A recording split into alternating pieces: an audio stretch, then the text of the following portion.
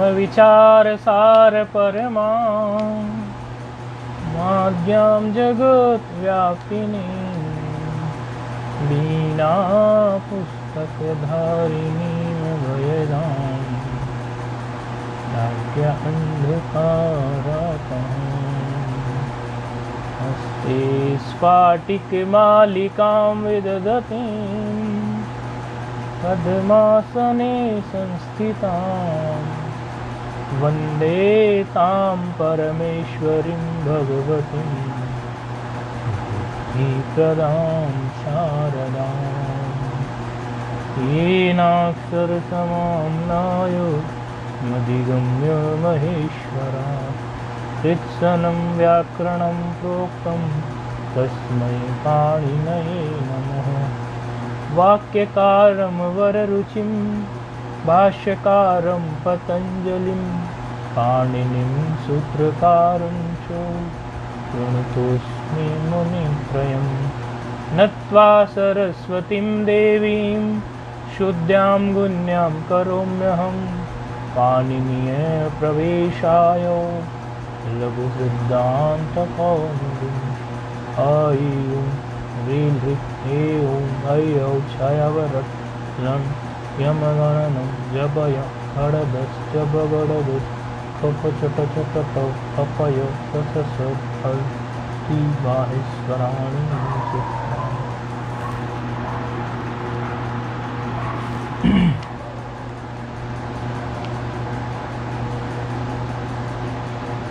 स्नुक स्नुक स्नुड ये सिद्ध किए थे रूप, और चर्चा पूर्व के पाठ में जो थी वो धातुवादेह सह सह तक हुई थी।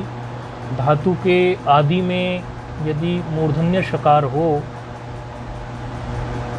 तो सकार आदेश हो जाता है। ऐसी चर्चा पूर्व के पाठ में हम करके आए थे। उसी आधार पर श्नूह श्नीह जो धातु थी वहाँ मूर्धन्य सकार के स्थान पर सामान्य सकार हो गया था, तो तुलसानाम दंत सकार हो गया था। और निमित्त चूंकि शकार चला गया था तो नैमित्त भी चला गया, अर्थात जो मूर्धन्य नकार था वो दंत नकार हो गया था। इस प्रकार का हम पूर्व के पाठ में देख के आए। अब एक शब्द आ रहा है विश्ववाह। शब्द है विश्ववाह। विश्व कर्मोपपद है इसमें। विश्व कर्मोपपद है, वह प्रापण्य धातु है, वह प्रापण्य धातु है। और विश्व कर्मोपद लग के इसमें तब वहश्च सूत्र से णुई प्रत्यय होकर उपदा वृद्धि होने से विश्ववाह शब्द बना। विश्ववाह का मतलब है विश्व को ढोने वाला, धारण करने वाला भी कह सकते हैं, ढोने वाला भी कह सकते हैं। विश्वम वहतीति विश्ववाट, प्रथमा का एक वचन लिखा जाता तो विश्ववाट बनेगा, आगे बनाएंगे आप। तो विश्व को ढोने वाला अथवा धारण करने वाला तो स्वयं ईश्वर ही है, भगवान ही है। उन्हीं के लिए ये शब्द है विश्ववाह। तो प्रातिपदिक है विश्ववाह। अब विश्ववाह की स्थिति में वही क्रम करेंगे। सुप्रत्यय आ गया, सुप्रत्यय आने से ये सर्वनाम स्थान है, यहाँ सर्वनाम संज्ञा हो जाती है। सुड़ नपुंसक से सर्वनाम संज्ञा हो जाएगी, क्योंकि पुल्लिंग ही तो चल रहा है, नपुंसक लिंग को छोड़ के अन्य में तो हो ही जाती है। तो सर्वनाम संज्ञा हो गई सुड़ नपुंसक से। तो सर्वनाम स्थान जो हैं विश्ववाह के, सु औ जस अम औट यहाँ तक होते हैं, और संबोधि के भी होते हैं, सु औ जस, वहाँ भी तो सर्वनाम संज्ञा हो जाने से अभी इसके सर्वनाम प्रत्ययों में सर्वनाम संज्ञा के होने से नहीं, ये सर्वनाम स्थान तो है, ये तो कहने के लिए आपको बता रहे हैं कि सर्वनाम स्थान में लीहिवत इसके रूप चलाने हो गए। लीह के रूप कैसे चलाए थे? ली के रूप चलाने में आपने सामान्य रूप से, जैसे अभी विश्ववाह का रूप चलाएंगे लीवत, तो सामान्य सूत्र जो हमें प्राप्त होगा होडह, क्योंकि होडह सूत्र जो हमें प्राप्त होगा तो इसमें दादेर धातु घा तो लगेगा नहीं, क्योंकि दकार आदि धातु नहीं है। तो होडह सामान्य सूत्र प्राप्त होगा तो विश्वाड हो जाएगा। विश्वाड से फिर जलाम जसोंते लगाएंगे तो विश्वाड ढक्कन से डकार हो जाएगा, विश्वाड हो जाएगा। विश्वाड से विश्वाड हो जाएगा। विश्वाड से फिर चरत्व कर देंगे वाव साने सूत्र लगाकर, तो विश्वाट वो दो रूप बनाता है, तो विश्वाट और विश्वाड हो जाएगा। इस तरह दो रूप बन जाएंगे। और औ में जैसे लिहऊ कर दिया था, ऐसे विश्ववाहऊ। और जस में अस बचा, बस मिला देना है, विश्ववाह विश्ववाह। अम में विश्ववाहम, फिर औट के औ में विश्ववाहऊ। इस प्रकार से ये रूप इसके हमारे जो सर्वनाम स्थान है ये 5, यहाँ इस प्रकार से इसके रूप बन जाए। तो इसमें कोई विशेष कार्य नहीं है, ली शब्दवत आप बना लेंगे। इसमें तो आप एक्सपर्ट हो गए हैं, कई लोगों ने रूप बना के भेजे भी हैं, तो कोई कठिनाई नहीं है। अब एक नया सूत्र प्रस्तुत हो रहा है, संज्ञा सूत्र, जो कि अभी आगे के रूप बनाने में भी मदद करेगा।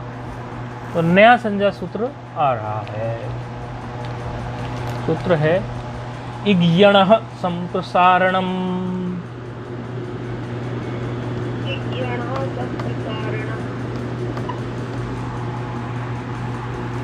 इग्यणः संप्रसारणम।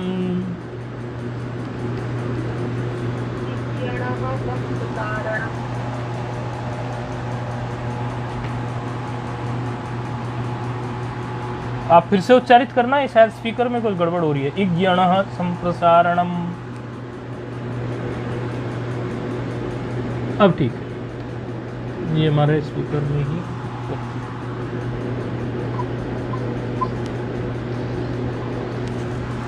इग्यणः संप्रसारणम। सूत्र है 1:1:45।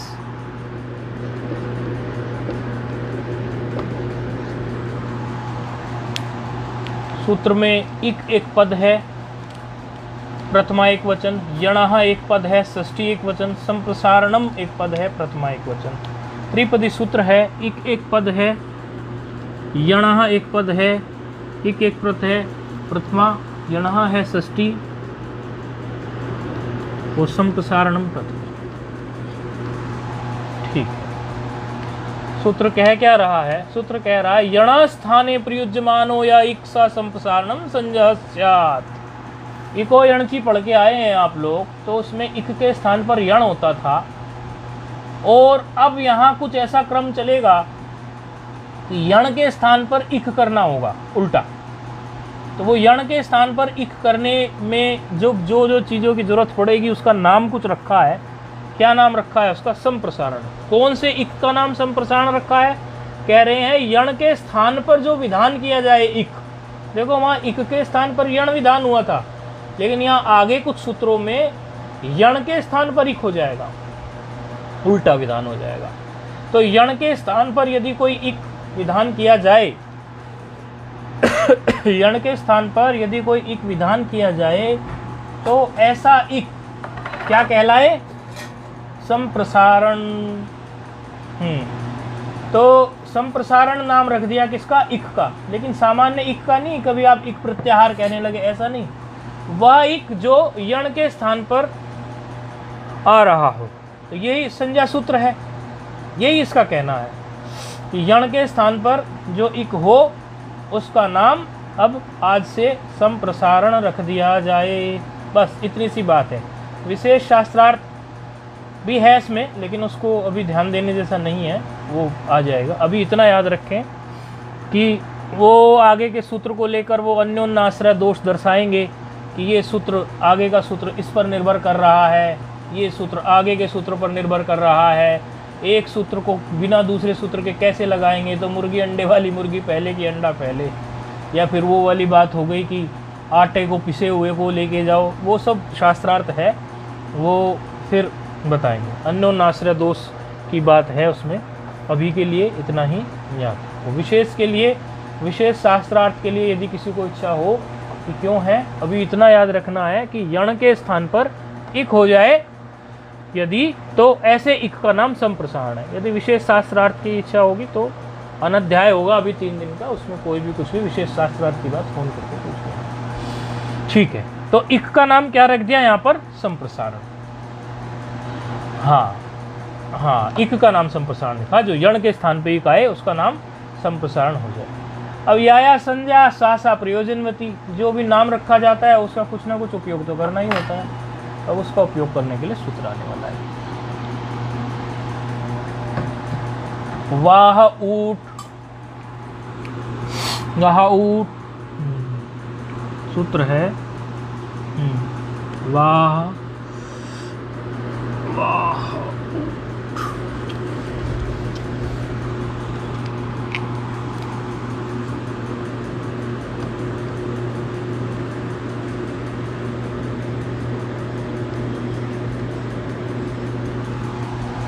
सूत्र है 6-4-132।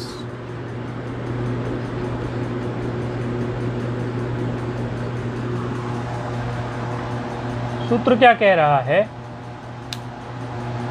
भस्यवाह, भस्यवाह संप्रसारणम ऊट। क्या कह रहा है? भस्यवाह संप्रसारणम ऊट की भय संज्ञक, यदि भय संज्ञक कोई वाह बैठा है, कोई क्या वाह के लिए बोल दिया भस्यवाह, भय संज्ञक वाह यदि है तो उसके स्थान पर संप्रसारण ऊट हो जाए। संप्रसारण ऊट हो जाए, देखो स्पष्ट कही है बात, संप्रसारण ऊट। खाली ऊट कह देते तो क्या गड़बड़ हो जाती? कोई वाह है, वाह के स्थान पर सीधे कह दे कि ऊट हो जाए तो गड़बड़ क्या होगी? अलो अंत से आके खड़ा हो जाएगा, अंतिम अल के स्थान पे कर देगा, आकार के स्थान पे कर देगा। लेकिन जब हम ये कहते हैं कि संप्रसारण ऊट हो जाए, तो ये समझ लेना चाहिए कि संप्रसारण संज्ञा किसकी हुई थी? संप्रसारण संज्ञा किसकी हुई थी? इक की। तो इक का कोई वर्ण होगा, उसी के स्थान पर होगा ना ऊट फिर, क्योंकि संप्रसारण जब कह दिया संप्रसारण ऊट हो जाए, तो अर्थात संप्रसारण जो संज्ञा हुई थी वो इक की हुई थी, तो इक का कोई वर्ण होगा वाह में, उसी के स्थान पर होगा। स्पष्ट बोधन हो गया ना। अन्यथा तो खाली कह देते कि वाह के स्थान पर ऊट हो जाए तो अलोन्तस्य, ये तो अंतिम अल को बैठ जाता। ठीक है ना, समझ में आ रहा है? अच्छा, तो स्थिति क्या थी? सु औ जस अम औट तक रूप हमने सिद्ध कर लिए थे। स्थिति अब हमारी क्या थी? विश्व वाह, विश्ववाह धन अस, सस्कास बचा है। अच्छा, ऐसी स्थिति में क्या करना है हमें? यची भम से तो वाह की भय संज्ञा है। भय संज्ञा किससे है? ये यची भम से, यची भम से की भय संज्ञा है, यची भम सूत्र से। ठीक है, अब इसकी भय संज्ञा हो है तो भय संज्ञा ही मांग रहा था सूत्र, तो क्या कहे? और वाह इसमें उपलब्ध है ही विश्ववाह में, तो वाह के स्थान पर संप्रसारण उठ करना है। तो संप्रसारण उठ की ठकार की तो हलंत्यम से इत, और अदर्शनम लोपा से लोप संज्ञा, और तस्य लोपा से लोप, तो क्या बच गया? ऊ मात्र शेष रह गया। तो ऊ कहाँ बैठ जाएगा? विश्व, विश्व, और कहाँ बैठ जाएगा ये अब? वकार के स्थान पर, क्योंकि इक में क्या है? वकार, ये है इक। इक क्या है यहाँ पर? इक है ये वकार, संप्रसारण, संप्रसारण है। इक क्या? ये संप्रसारण है।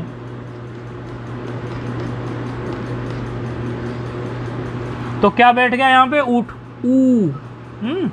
और पर में आ ऐसा का ऐसा ही रह गया, पर में आह ऐसा का ऐसा ही रह गया।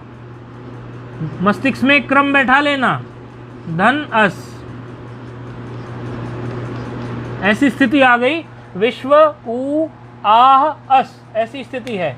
ठीक है, अब ऐसी स्थिति के लिए अग्रिम सूत्र प्रस्तुत हो रहा है।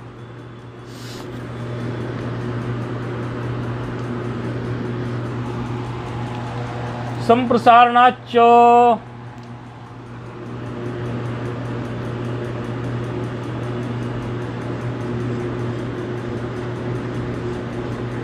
संप्रसारणाच्च संप्रसारणाच्च सूत्र प्रस्तुत हो रहा है। 6-1-108 ये सूत्र है, अष्टाध्यायी एड्रेस है इसका 6-1-108।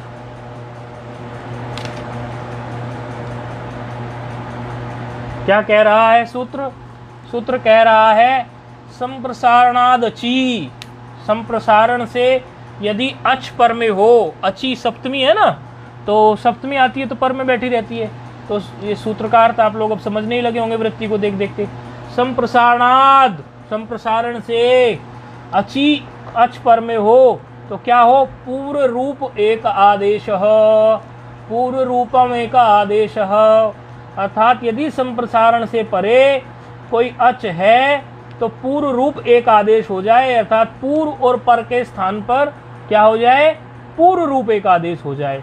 तो स्थिति क्या है? विश्व उ आह धन अस, और संप्रसारण जो उ है इसके पर में क्या बैठा है? आकार, आकार बैठा है ना, तो आकार को जब पूर्व रूप करेंगे तो क्या हो जाएगा? केवल उ रह जाएगा।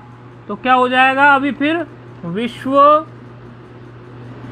उ, और पर में क्या है? हकार, हकार तो भी है, उसका तो कुछ हुआ नहीं, और धन अस ऐसा का ऐसा ही चल रहा है। ठीक है, ऐसी स्थिति आ गई। अब ऐसी स्थिति होने पर अब क्या होगा?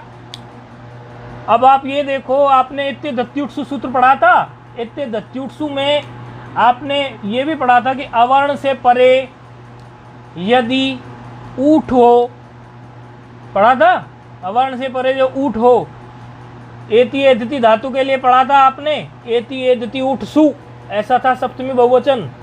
अवर्णात् परस्य, यदि इन धातुओं का एद धातु एच वर्ण परे या ऊठ शब्द पर में हो तो वृद्धि एक आदेश हो जाता है। तो अवर्ण से परे ऊठ आज जाके मिला है, तब तो उस समय तो पढ़ने पे लगा होगा कि ये ऊठ पता नहीं कैसा होता है, आज वो ऊठ आ गया। अब इतने दत्युत्सु का सारा पक्ष समझ में आ रहा था, लेकिन जब रूप सिद्ध होता है तो फिर उस समय पर और भी पूर्ण रूप से समझ में आ गया होगा कि ऊठ इस प्रकार का ये होता है।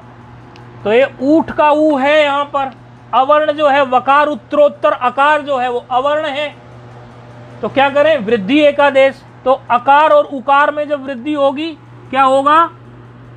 विश्व वऊ, विश्व वऊ होगा कि नहीं होगा? और पर में क्या है? हकार, हकार के साथ किसको मिलाएंगे? अकार को, तो क्या हो गया? विश्व वहु, विश्व वहु हो, और सकार को रुत विसर्ग हो जाएगा, तो क्या हो गया फिर? विश्व वहु हा, हा, एक तो हा है, एक विसर्ग के लिए हा बोलना पड़ेगा। विश्व वहु हा, ये क्या हो गया हमारा? द्वितीय बहुवचन का रूप सिद्ध हो गया। ठीक है, विश्व वहु हा।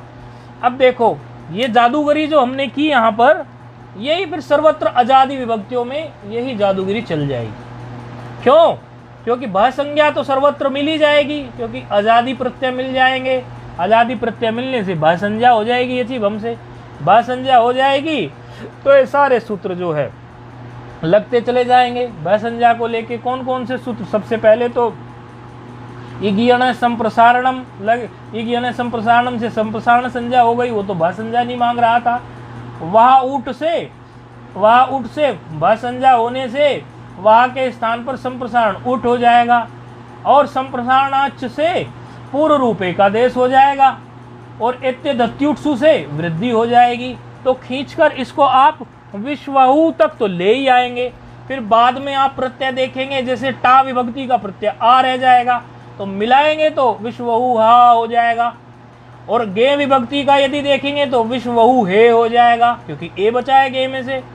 और यदि आप गसी और गस का देखेंगे, पंचमी और षष्ठी का, तो विश्वहु हा ऐसे हो जाएगा। जैसे प्रथमा का बहुवचन बना था ऐसे बन जाएगा ना, विश्वहु हा, ऐसे ही। और जब ओस में जाएंगे आप षष्ठी के, तो षष्ठी के ओस में जाएंगे तो मिला देंगे तो विश्वहु हो ऐसा हो जाएगा। और जब आप आम में जाएंगे तो तो विश्वहु हाम ऐसा हो जाएगा। और जब आप सप्तमी के गी में जाएंगे तो हो जाएगा विश्वहु ही। तो इस प्रकार जो ये हैं, ये बनाने में तो आपको कोई कठिनाई नहीं आएगी। और संबोधन का जो रूप, जी बोलिए।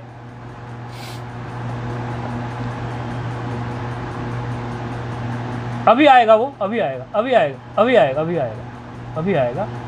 पहले अभी बनवा रहे थे ना पहले आज़ादी का, फिर उसमें आएंगे। तो आज़ादी में ऐसे हुए, और संबोधन में जो है आपके उसी तरह जैसे प्रथमा एक वचन में आपने बनाए थे 2 रूप, विश्ववाट विश्ववाड़ ऐसे बन जाएंगे। हे विश्ववाट, हे विश्ववाड़, हे विश्ववाहु, हे विश्ववाह। अब हमारा देखते हैं हम झल परे होने पर या पदांत में, या तो आप हलादी में पद संज्ञा समझ लीजिए। पद संज्ञा आपको पता ही है किससे होनी है, स्वादिष्ट सर्वनाम स्थाने से पद संज्ञा होनी है। जब हम विश्ववाह धन भ्याम में आते हैं तृतीया के द्विवचन में, 3 क्योंकि भ्याम भ्याम है और एक भिस है और एक व्यस है, तो जलादि मान के इनको जल परे मान के कार्य कर लो अथवा पदांत मान के कार्य कर लो। होडहा तो लग ही जाएगा। जब होडहा लगेगा तो विश्वाड हो गया। अब विश्वाड अकेला ही रह जाएगा, क्योंकि यहाँ वह अवसाने से अवसान संज्ञा होनी नहीं, तो विरामो अवसानम से अवसान संज्ञा होनी नहीं, तो वह अवसाने लगना नहीं। जब वह अवसाने नहीं लगेगा तो विश्ववाड भ्याम हो गया और विश्ववाड भी ही हो गया। विश्ववाड भ्याम, विश्वाड ब्यह, विश्वाड भ्याम, विश्वाड ब्यह, ये सब रूप सिद्ध हो गए। समझ आ गए ना?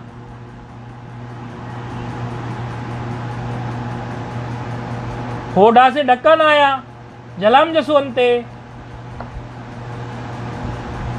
हाँ बस क्योंकि उसके आगे सूत्र प्राप्त ही नहीं है, उसके आगे चरत्व कर ही नहीं सकते ना, और होने वाला ही नहीं है। वह अवसाने अपना लग ही नहीं गई, क्योंकि आगे अवसान संज्ञा नहीं होगी। तो ये विश्ववाह का रूप हो गया। उच्चारण कर लेंगे, विश्ववाट, विश्ववाड, विश्ववाहौ, विश्ववाह, विश्ववाहम, विश्ववाहौ, विश्ववाहो, विश्ववाहुआ, विश्ववाहुहा, विश्ववाडाभ्याम, विश्ववाडभीहि, विश्ववाहुहे, विश्ववाडाभ्याम, विश्ववाडाभ्यः, विश्ववाहुः, विश्ववाडाभ्याम, विश्ववाडाभ्यः, विश्ववाहुः, विश्ववाहुः, विश्ववाहुहाम, विश्ववाहुहि, विश्ववाहुः, विश्वाट्सु। ये देखो यहाँ पर क्या हुआ था, बता सकते हैं आप? इसमें सप्तमी में, सप्तमी के बहुवचन में कैसे बना?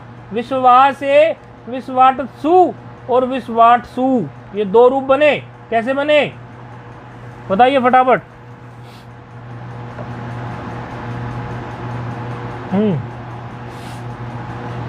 ठीक है, ठीक है। हाँ, पहले किस किस के बीच खरीचे लगाना है? हाँ, डकार और सू के बीच में, अर्थात खर पहले सू को मानो, सकार को खर मानो, फिर वो तकार आ जाएगा, डकार के स्थान पर तकार। और जो विस्वाड़ का जो डकार था वो डकार और तकार के बीच में, फिर तकार को जल मानो, खर खर मानो, और डकार को जल मानो, फिर वहाँ आ जाएगा विस्वाटसु। और दूसरे में जिस पक्ष में ये दहासी डुट हुआ था, ये नहीं आपने बताया? तकार तो दहासी डुट से आया ना।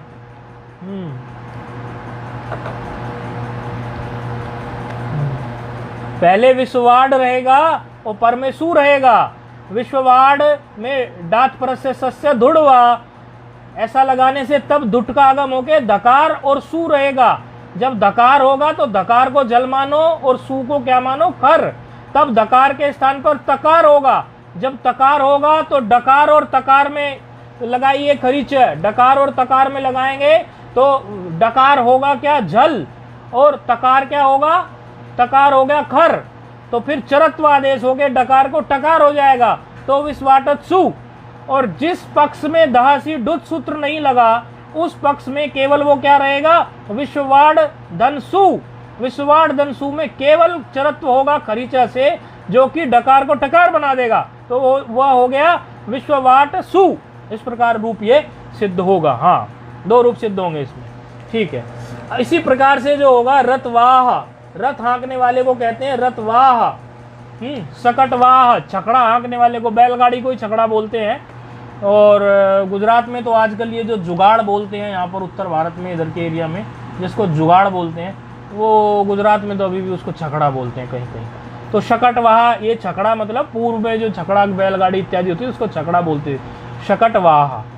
और भारवाह, भार उठाने वाले को, पुष्टवाह, ऊँट हाँकने वाले को, पृष्ठवाह, जो बैल होते हैं अनसीखिए, जो सीखे नहीं होते और उनको जोता जाए, तो ऐसे बैलों को, बैल को पृष्ठवाह कहते हैं। अभी भी सिखाना उनको बाकी है। कई बार होता है ना, दाएं में सीखा हुआ बैल जोड़ देते हैं और बाएं में बिना सीखा हुआ, इस तरह किसान लोग जानते हैं। तो ये शब्द भी इसी प्रकार से चलेंगे। अब अगला शब्द आ रहा है अनडूहू। ये बैल के लिए होता है। ये शब्द जो है शब्द क्या है? अनडू,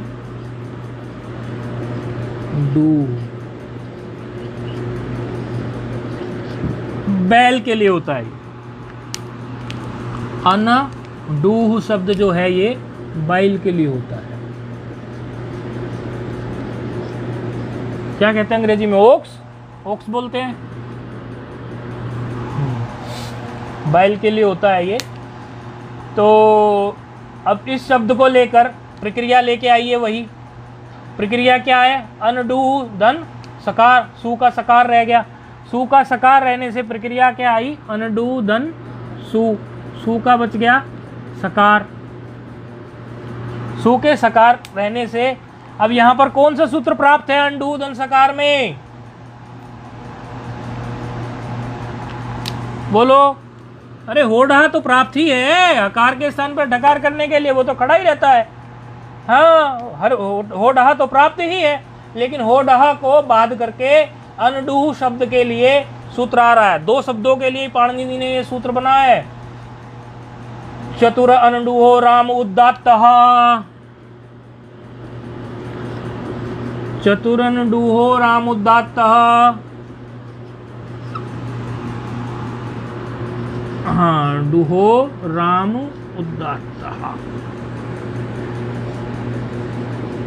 दो शब्दों के लिए ही पाणिनि जी ने ये सूत्र बनाया है। सूत्र है 7-1-98। अच्छा, सूत्र में एक पद है चतुर अनडूहो हो, षष्ठी का द्विवचन। चतुर अनडूहो हो, यहाँ तक बोर्ड पर लिखे हुए को पता चलेगा, नहीं लिखे हुए जो सुन रहे होंगे, चतुर अनडूहो हो तक क्या है? षष्ठी का द्विवचन। चतुर अनडूहो हो तक षष्ठी का द्विवचन। आम प्रथमा का एक वचन। जैसे ही प्रथमा का एक वचन आ जाए समझ लेना या तो कोई आगम होने वाला है या आदेश होने वाला है। इतना तो आपको परख हो ही जानी चाहिए। आम दिख रहा है प्रथमा का एक वचन, तो समझो ये बैठने वाला है आगम की तरह या आदेश की तरह। उदात्तः एक पद है, वह भी प्रथमा का एक वचन। तो त्रिपदी सूत्र है। एक पद है चतुरन डूहो हो, एक पद है आम और एक पद है उदात्तः। और पाणिनि जी का आम है, ये सीजन का आम नहीं है, पाणिनि जी का आम है। ठीक है। और जैसी आम जो है ये आगम जैसा सा कुछ आए तो मस्तिष्क में यह बात भी आनी शुरू हो जानी चाहिए कि ये आम तो मित है, और मित जब बैठते हैं तो उनके बैठने के लिए परिभाषा सूत्र प्रस्तुत होता है। मिदचो अंत्यात परह, अर्थात ये अंतिम अच के पर बैठते हैं। ऐसा तो मस्तिष्क में तुरंत आ जाना चाहिए। बाकी सूत्र क्या कहेगा क्या नहीं वो आगे देखते हैं। ठीक है। कह रहे हैं अनयोहो आम स्यात् सर्वनाम स्थाने परे। सर्वनाम स्थान यदि पर में हो, सुओजस अम आउट, यदि ये 5 पर में हो और 3 संबोधन के, सर्वनाम स्थान यदि पर में हो तो चतुर शब्द को और अनडूह शब्द को क्या हो जाए? इन शब्दों का अवयव आम हो जाए, अर्थात इन शब्दों को आम का आगम हो जाए। तो अनडूह में आम को कहाँ बैठा दें? आम मित है, मित को कहाँ बैठाना है? अंतिम अच से पहले कहाँ बैठाएंगे?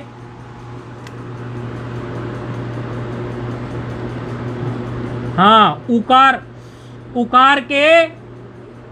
उकार के बाद आम को बैठाएंगे, और हकार के पूर्व में बैठाएंगे, और पर में सकार ऐसा ही है हमारा। ठीक है, तो क्या हो गया अभी हमारा? अनडू आम हकार धन सा। इस तरह की स्थिति हमारी हो गई है ये। ठीक है, तो अब ऐसी स्थिति में यदि अनुबंध लोप आप करो तो मकार तो आपका चला गया। मकार चला गया, नहीं चला गया? तो मकार को उठा देते हैं अब। हाँ, मकार चला गया। अब क्या रह गया? अनडू आ हकार धन स। अनडू और आ में दोनों में इको यणची प्राप्त है कि नहीं है? तो उकार को क्या हो जाएगा? वकार। वकार हो जाएगा। उकार को जब वकार होगा तो क्या बन गया? वा। अनड वा हो गया ना, डकार हलंत हो गया, डकार हलंत हो गया, तो क्या बन गया? अनड वा। अनड वाह धन स। ऐसा हो गया कि नहीं हो गया? ठीक है, अब स्थिति क्या होगी? अनड वाह धन स। ठीक है, अब आगे, अब इसमें कौन कौन से सूत्र लगे थे ये भी देख लेना।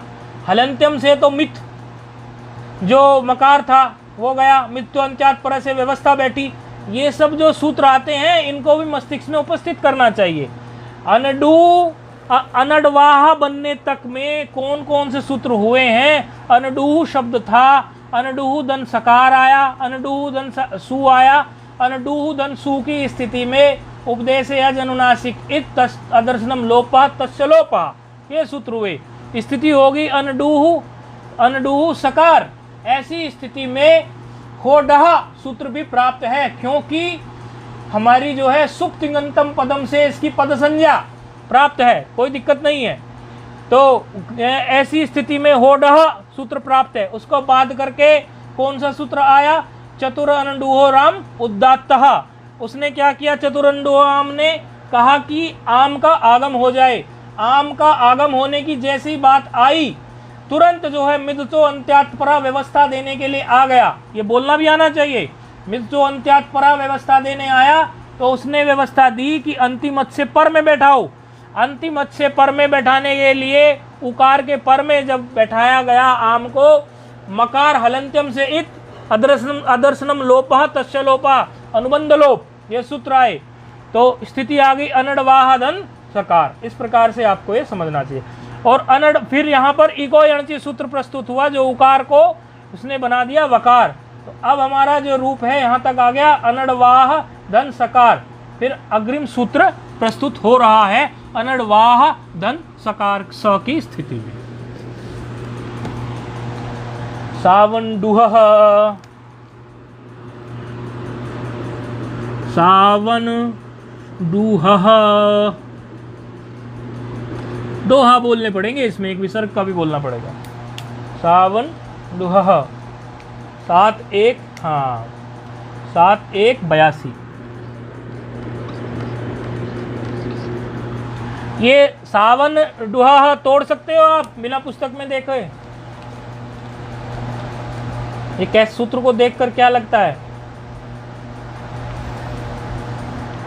ये सऊ तो है, HOA आवा तो लगा हुआ है इसमें, सऊ तो है। हाँ, तो सप्तमी का एक वचन है ना सऊ, किसका? सू का। सू की सप्तमी बनाओगे तो सऊ बनेगी कि नहीं? ये रूप तो सब सिद्ध करके आए हो पीछे से। हाँ, और दूसरा क्या है? अंडुह, ये षष्ठी है। बस ये दो पदों का सूत्र है। सूत्र क्या रहा है? अस्य नुम स्याद सऊ परे, सू पर में होने पर क्या कर दो? नुम कर दो। और इसने ये नहीं कहा कौन सा सू, ना तो इसने ये कहा संबोधन का, और ना इसने ये कहा कि असंबुद्धि का। तो दोनों में हो सकता है, वो अलग बात है, हमें जरूरत होगी करेंगे, नहीं तो इति प्राप्त, प्राप्त तो है। ठीक है, मस्तिष्क में ये बात भी होनी चाहिए। तो सावन डूहा क्या कह रहा है कि नुम का आगम कर दीजिए। अब इसमें एक बात आती है, जरा ध्यान से सुनना। कहते हैं, पूर्व पक्षी कहता है कि आपने अभी जो अनडूह शब्द लिया उसमें पहले आपने क्या किया?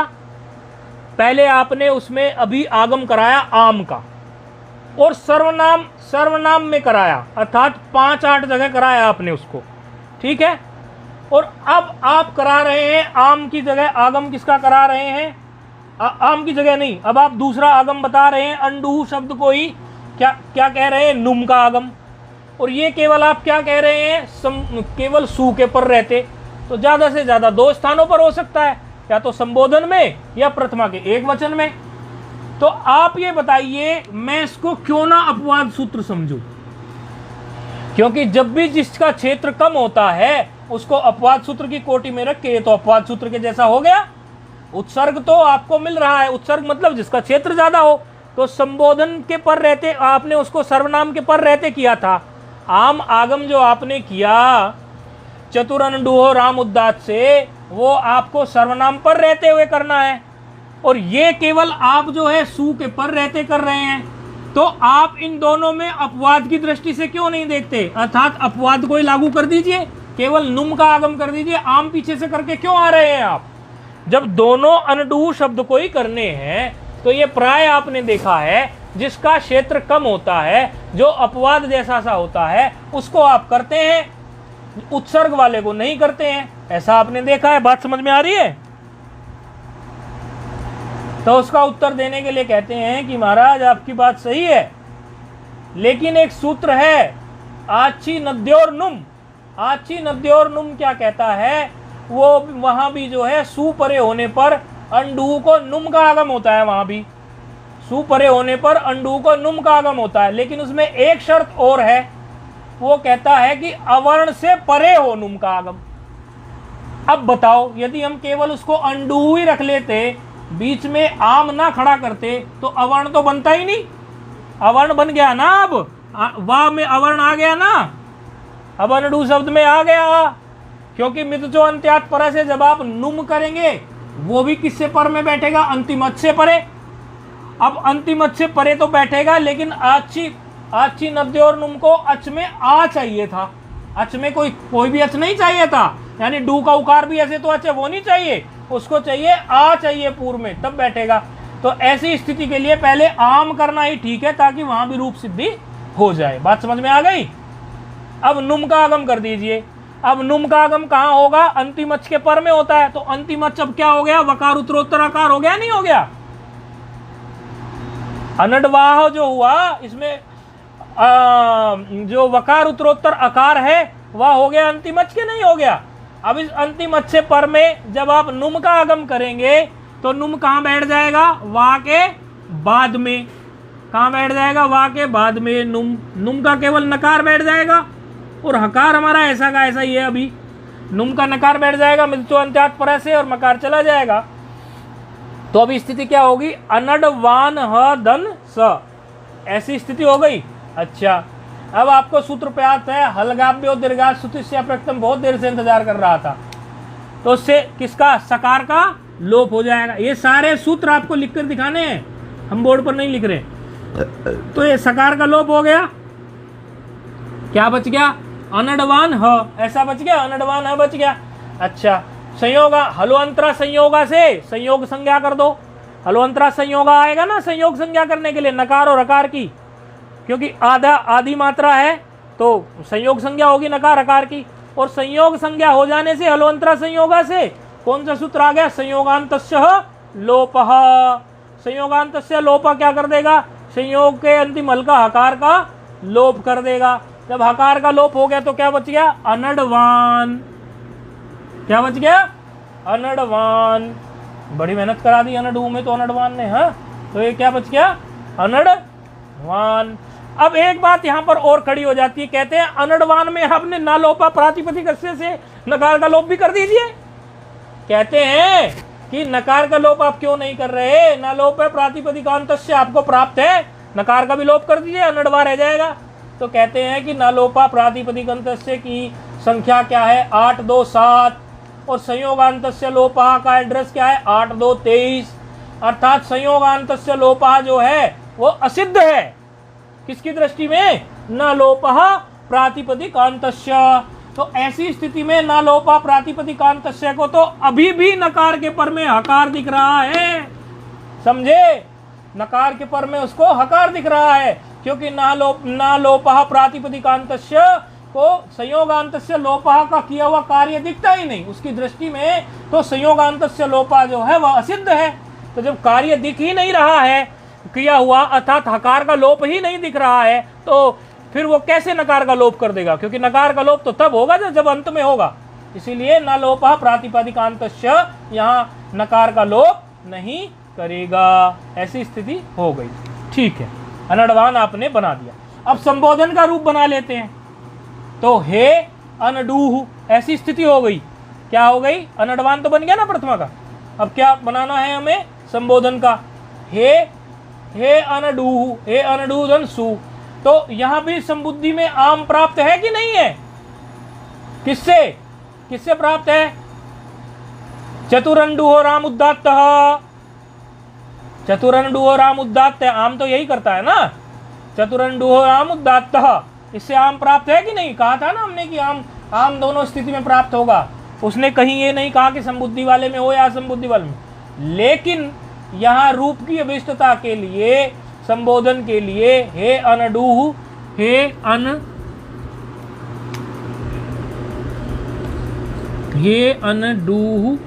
हे अनडूधन संबुद्धि का सकार, ऐसी स्थिति में सूत्र प्रस्तुत हो रहा है। अम संबुद्धौ,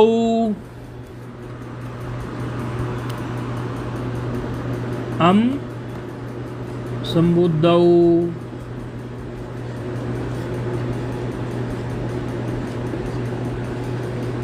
हम संबुद्धौ। सूत्र है 7199। हम संबुद्धौ क्या कह रहा है सूत्र? हम संबुद्धौ कहता है हम प्रथमा एक वचन है, संबुद्धौ सप्तमी एक वचन है। द्विपदी है, प्रथमा एक वचन, संबुद्धौ सप्तमी एक वचन। क्या कह रहा है सूत्र? सूत्र कह रहा है कि वृत्ति नहीं लिखी है, लेकिन सूत्र यही कह रहा है कि ये जो आप चतुर शब्द है और अनडूह शब्द है, क्योंकि अभी चतुर और अनडूह का ही जिक्र चल रहा है ना, चतुर अभी आएगा, अनडूह पर हम कार्य कर रहे हैं। ये जो चतुर शब्द है और अनडूह शब्द है, इन दोनों में यदि संबुद्धि पर में है तो आप अम का आगम कर दीजिए। क्या कर दीजिए? आप अम का आगम कर दीजिए, आम का ना करिए। तो फर्क कितना आना है? अम में आकार एक ज्यादा था और अम में आकार एक कम है, तो अम का आगम कर दीजिए। तो अम का आगम भी उसी तरह कहाँ बैठ जाएगा? उकार के पर में। हे अनडू अम, अम, फिर इको अणची लगा देंगे तो क्या हो गया? हे अनड वह, इस तरह से बन गया। फिर उसी में फिर सावनडूहू से नुम कर देंगे, सावनडूहू से नुम कर देंगे। इस प्रकार पूरी की पूरी प्रक्रिया लेके चलेंगे। सावनडूहू सूत्र से फिर नुम का आगम कर देंगे। नुम का आगम करने के बाद में सकार का लोप हलगाप्यो दीर्घात से और हलोअंतरा संयोग से, संयोग संज्ञा और संयोगांत से लोपः से लोप, ऐसा करने से क्या रूप सिद्ध होगा? वहां पे क्या बना था? अनडवान। तो यहाँ पे क्या बन जाएगा? हे अनडवन। एक आकार ही तो कम हुआ।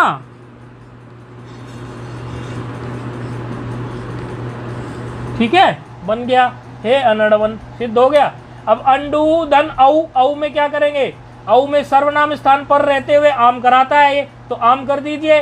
अनडू धन औ में, इसमें भी आम कर दीजिए। तो अनड उ उकार को स्थिति क्या आएगी? एक बना देता हूं औ का।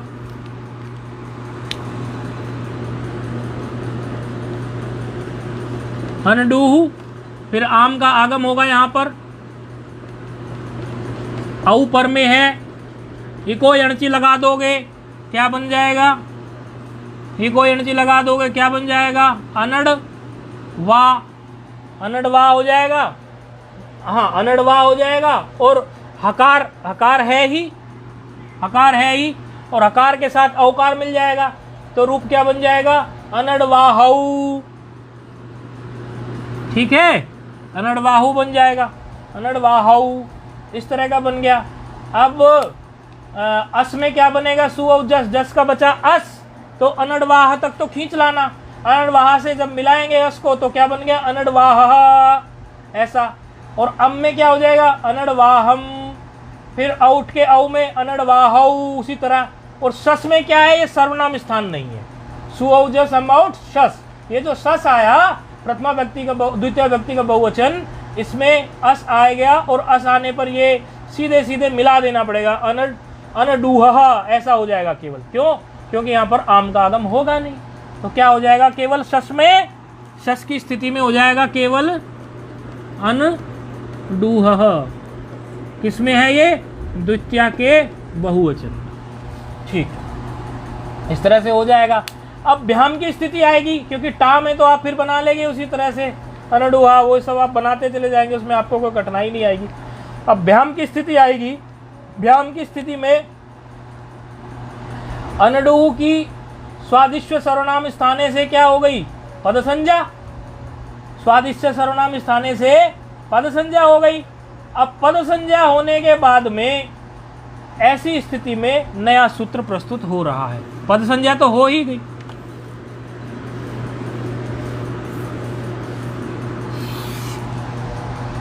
वसु स्रंसु ध्वंसु अंडुहाम दह। वसु वसु स्रंसु वसु स्रंसु, ठीक है, वसु स्रंसु, ये ध्वसु है, ध्वसु का ध्वस है, ये ध्वस जो है ना ये ध्वसु का है। ध्वस वंडुहाम दह, ध्वस वंडुहाम दह, ध्वस वन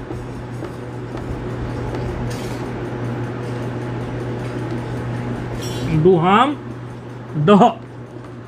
वसु स्रंसु ध्वस वन डुहाम दह, ऐसा सूत्र है। 8-2 क्या है? 72। क्या कह रहा है सूत्र? सूत्र कह रहा है शांत वसवंतस्य, शांत वसवंतस्य। वसु एक प्रत्यय है, वसु ये एक प्रत्यय है, और ध्वंसु और अनडू ये शब्द हैं। क्या कह रहा है? शांत वसवंतस्य स्रंसादेशश्च दह, अर्थात दकारादेश हो, स्यात् पदान्ते, अर्थात पद के अंत में। यदि आप पद इसका, यदि इसको देखना चाहेंगे इसमें कितने पद है, तो दह एक पद है प्रथमा का, अर्थात दह आदेश होने जा रहा है, और वसु स्रंसु ध्वस वंडुहाम एक पद है षष्ठी का बहुवचन। द्विपदी सूत्र है, एक है वसु स्रंसु ध्वंस वंडुहाम और दूसरा दह, तो दकार आदेश होना होगा, तभी तो ये प्रथमा है। ठीक है, इतनी बात तो समझ आ गई। तो सूत्र क्या कह रहा है कि पद के अंत में शांत वसु प्रत्यांत हो, या तो पद के अंत में या तो शांत वसु प्रत्यांत हो, वसु प्रत्यय से बना हुआ कोई शब्द हो जो सकारांत भी हो, और स्रंसु हो या ध्वंसु हो या अनडू शब्द हो। क्या क्या हो? स्रंसु हो, ध्वंसु हो या अनडू हो। इस तरह की यदि स्थिति है तो ऐसे शब्दों को दकार आदेश हो जाए। क्या क्या बात कही? या तो हो वसु प्रत्यांत, या तो हो वसु प्रत्यांत, ठीक है, या तो वसु प्रत्यांत हो, या फिर क्या हो? स्रंसु शब्द हो, ध्वंसु शब्द हो, अर्थात प्रातिपदिक हो। ठीक है, अनडू प्रातिपदिक हो, स्रंसु हो, ध्वंसु हो या अनडूह प्रातिपदिक हो, ये तीनों प्रातिपदिक है। ऐसे यदि हो तो इनको दकार आदेश हो जाए। ठीक है, अब यहाँ पर प्रश्न ये खड़ा होता है कि वसु तो पहले से ही सकारांत है, इसमें अलग से ऐसा क्यों बोला कि शांत वसु प्रत्यांत? वसु तो स्वयं ही सकारांत है, तो फिर से शांत बोलने की जरूरत क्या पड़ी?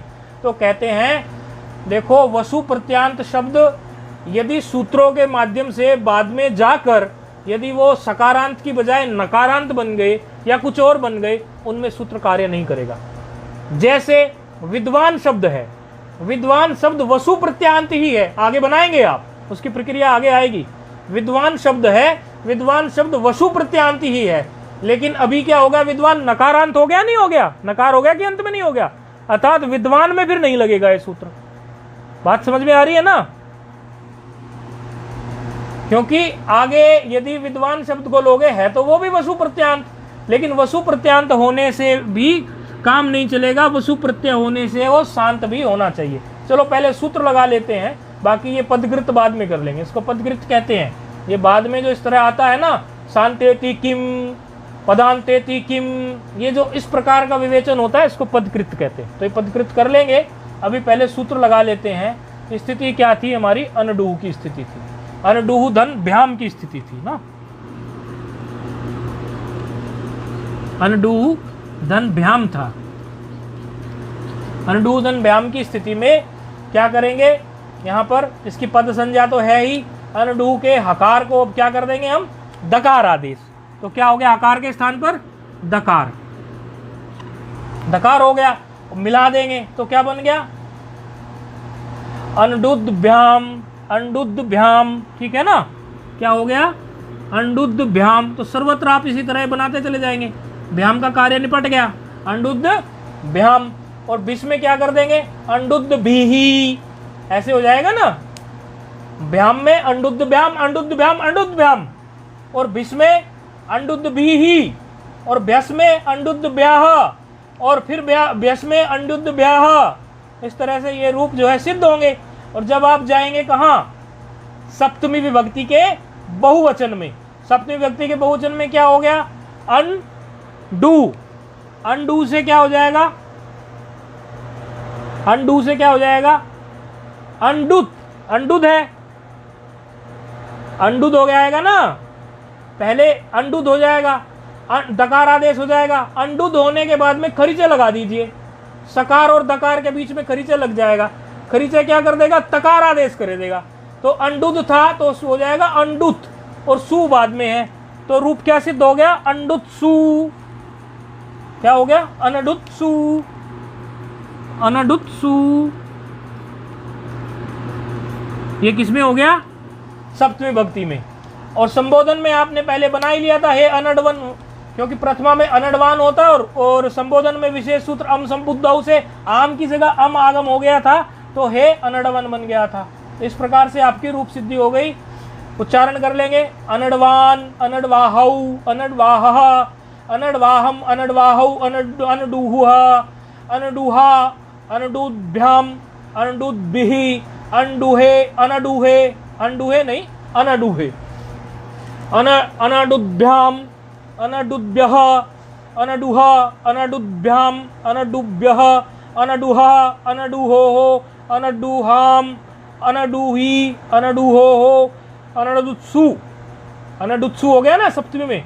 अनडव, हे अनडवन, हे अनडवाहौ, हे अनडवाहः, वाहः, हाँ ऐसा हो जाएगा। फिर कहते हैं अब आ गया पदकृत। अब कर लेते हैं।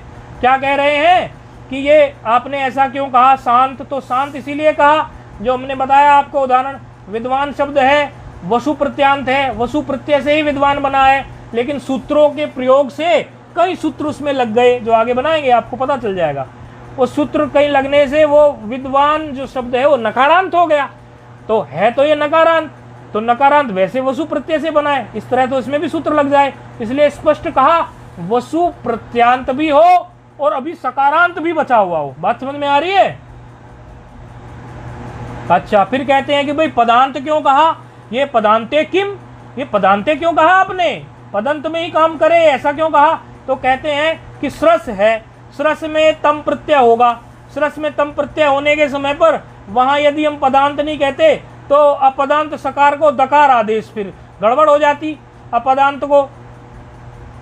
तो इस स्थिति में फिर उसको पदांत भी कहना पड़ा। तो इस तरह से इसको पदांत की स्थिति क्लियर हो गई और आपकी शांत की स्थिति क्लियर हो गई। ये रूप सिद्ध हो गया। आगे क्या आ रहा है उसी प्रत्यान से आगे करें या छोड़ें? बहुत हो गया क्या? अच्छा नहीं, 3 दिन का अध्याय है ना, हमने तो इस हिसाब से खींच डाला।